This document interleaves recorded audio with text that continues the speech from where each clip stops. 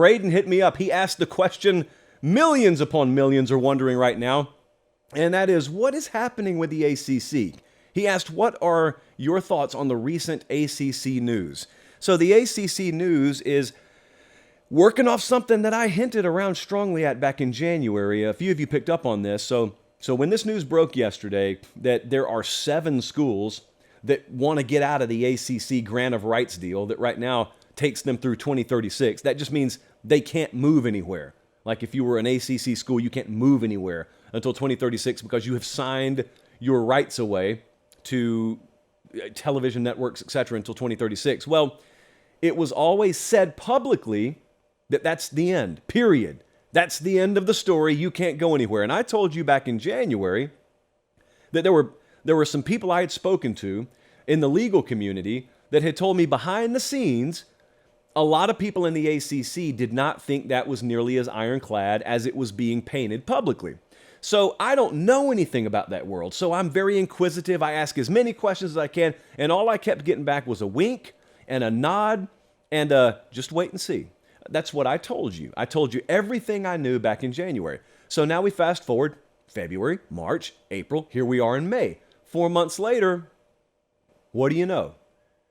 We got multiple schools who are looking to get out of that thing over there. They need one more. It sounds like they need one more. And if they get one more, they can break out of there. There's going to be a lot of money that is owed. But the whole point, and the whole thing I want to reiterate, is when you go read Brandon Marcello's work on this, when you read the work a lot of people in the college football space are doing on this, it's important to remember this is fluid, because as much as you're going to read about what it would take to leave the conference, what it would take to break a grant of rights deal, how much is the dollar figure that would be owed if Clemson wanted to leave, if Virginia Tech wanted to leave, it's fluid because there are people in the legal world who think that they can work around the language in that deal. If that's true, all bets are off. It's like if I have a contract with CBS and it says they owe me a $2 million buyout if they fire me or whatever. But there's also a clause in there that's very obscure, and it says, if I'm caught jaywalking in a state that starts with N in a month that is after August, all of a sudden it's voided, and I jaywalk in North Dakota in November, well, no one was talking about that, but all of a sudden they don't owe me a penny.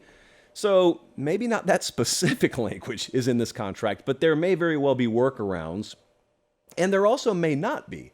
So I'm not speaking definitively because no one has told me that definitively.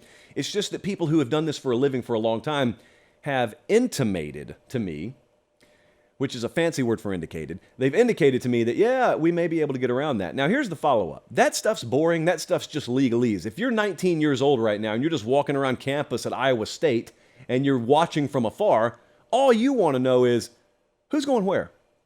Is Florida State going to be in the SEC? Is Georgia Tech going to be in the Big Ten? So back in January, I also told you I had some thoughts on this. Not ironclad, so understand everything I'm saying right now, just write it in pencil. The light kind of pencil that you can erase pretty quickly.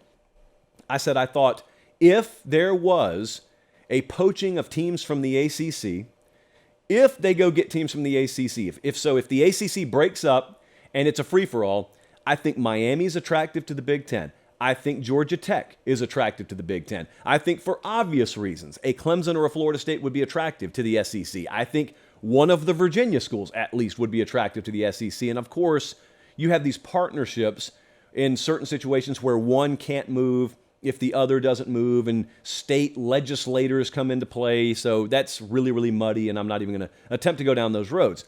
But my point there is, broad strokes purposes, yes, there are some very attractive properties for the Big Ten, for the SEC, but just as equal to that in headline stature is the fact that not all of these entities are going to have a home.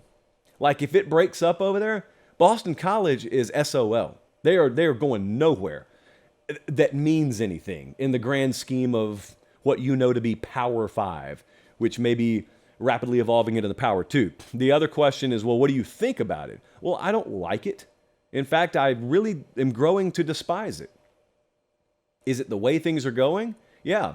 And every time I do a segment like this, every time I do a feature like this on the podcast, or even if I go on someone's radio show and I'm asked about this and I talk about it, someone will come at me and say, well, what's going to happen, you might as well not fight it. Who's fighting it? Like what? I'm not holding a weapon right now. I'm just telling you, mainly if you ask me, I tell you I don't like it. I like there to be a relevant major college football conference in every sector of the country. Because think about this now. There are dominoes, certainly they're going to fall from this. If the ACC dissolves, and as one of the big-time college football conferences, if it dissolves and it gets swallowed up in portions by a combination of the Big Ten and the SEC, and at the same time, we're trying to figure out what the media rights deal situation is for the Pac-12, whether they're going to remain intact, and then you got to worry about whether Oregon or Washington are going to move around, and you got to worry about whether the Big 12 is going to poach some of those four corner schools. All of a sudden, to me, it becomes a lot clearer, if it wasn't already, that if the Big Ten and the SEC swell any further, there's not enough oxygen in the room for another two conferences to flourish out there. Now, truth be told, there already wasn't going to be, but now there really won't be. And so the best you can do if you're trying to sell me on any kind of even roughly equitable playing field out there is to put one more power conference out there. And that would mean the Big 12 probably swallowing up some viable components and the rest of it just floats out to sea. And there you go. It's pretty obvious why I wouldn't like that. Because that's like a little death triangle of conferences and what everyone else is left out. At that point, by the way, we don't have a power college football conference west of the Great Plains. You would have some teams in a power conference, but I mean, USC would be in the Big Ten. Oregon may very well be in the Big Ten if that happens. What do we have out there? Like, where's Cal? Just throw out random teams. Like, where's Oregon State? Where's Washington State? So yeah, I don't like that. And you go on the other side. You go down there and ask, where is North Carolina State? Like, just these teams you don't really talk a whole lot about, but you're used to them being baked in to the quote-unquote Power 5 picture of college football. I mean, a lot of folks are out there worried about the G5. Man, you need to be worried about half of the P5. Half of the P5 may not even have a home by the time this is done. But hey, it's okay, because some people you'll never meet are going to make a lot of money off of it. And the TV ratings will be good for the games that you can still find. So that means the sport's healthy, right? You've heard me rail against this for a long time. I'm not going to do it for an hour today. But anytime I've talked to you about things like playoff expansion, not just that, but when I've pushed back on things like playoff expansion, I've always been careful to tell you my argument is not just against playoff expansion. Playoff expansion is like one little rubber band in this ball of rubber bands, and that ball of rubber bands is put together by people that if you really knew the truth, you would not want anything to do with.